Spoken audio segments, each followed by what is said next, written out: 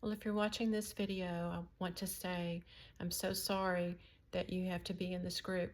We all know the pain and hurt that goes along with being an estranged parent and or grandparent. Um, but I read a lot of these stories. Sometimes I have to just stop because it's just so sad, and I have to just kind of get away from it for a minute. But I do read a lot, and a lot of you are saying you're just a few weeks or a few months in, maybe a year in, and you don't know how you're going to make it through the days, especially the holidays. So I just wanted to share a little of my experience and encourage you all. I'm over 7 years, 7.5 years into the estrangement with my only child, my daughter, and my three grandchildren. So, I mean, there's never a time that you're completely free from the hurt, I don't think. But you just learn to go on and live life and make a life for yourself. And just a little background, uh, the last day I saw my daughter, she graduated from a Bible college in Dallas, Texas, and I was there uh, with her children in the audience as she graduated. And we took her to a celebratory lunch that day, and it was the last time I saw her or heard her voice. And she did go on to have a job, which she'd already had, leading praise and worship in a church. And I learned later some really horrible things she was saying about me that were not true, but people do find her quite believable. And just a quick little story, there are many I could share, unfortunately, but years ago, before Texas had an open carry law, I had a concealed carry for a handgun, which means you have to go through the training, you have to be certified, and you learn all the gun safety things. And so I did carry. My grandchildren didn't know that, and I kept my weapon hidden and certainly not out in the open anywhere where they could get to it or would know where it was or anything like that. And they were young. They were pretty young at the time. But I later learned from my daughter's ex-mother-in-law, my grandchildren's other grandparents, um, that my daughter had gone in there where my granddaughters love to watch TV in my big king size bed and the TV up on the wall.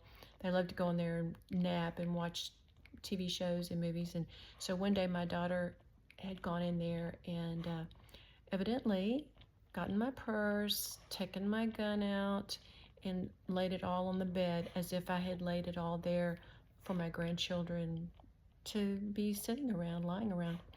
And then she proceeded to put everything back and share that photograph with the kids' the grandparents, her ex-in-laws, and probably everyone she knew. And so there's other things like that happened. Um, I still didn't want to believe that she would leave forever, but she did, or so we think. So she thought at the time, and it's been 7 years. But I do recall, even before that, I had a couple of older friends who had already had grandchildren that were a little older, and they told me at the time, excuse me, your grandchildren are going to grow up and they're going to get their own lives and be busy and probably won't spend as much time with you. Although mine lived with me, I was very close to them.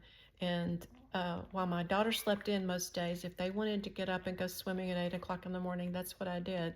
Or if they wanted to go to the park, that's what we did. I fixed breakfast, lunch, and dinner, cleaned up, did the laundry, all those things. I wanted the children to have a good home life, and I did the best I could to make sure that they had a wonderful home life. But anyway, I just want to encourage all of you every day to do something you enjoy. I start each day with a beautiful cup.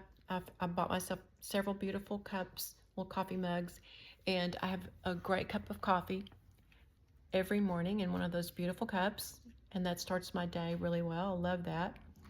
And I have a couple of friends that live close enough where we can get together and have lunch, and one of them We do a lot of shopping together. We have a ton of fun getting out and spending the day shopping, and we both love decorating our home and always kind of tweaking here or there.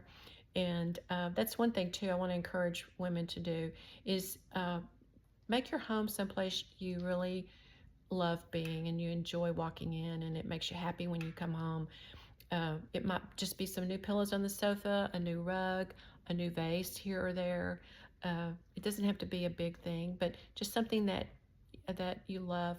I have really made my home something that makes me smile when I come home and I come in. I really love it. And if I get tired of something, uh, I'll just, sell it and buy something new, tweak it here and there. I've got my tree up right now, and I did it a little differently this year. It's very pretty.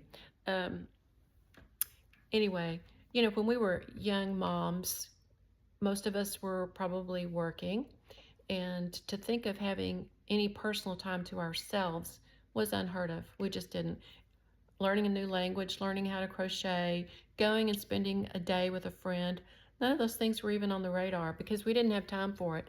So just shift your perspective and start thinking about, you do have time for it now. Maybe you've wanted to learn a new language. Maybe you wanted to learn how to play the piano or some other instrument. Maybe you wanted to take up crocheting or painting.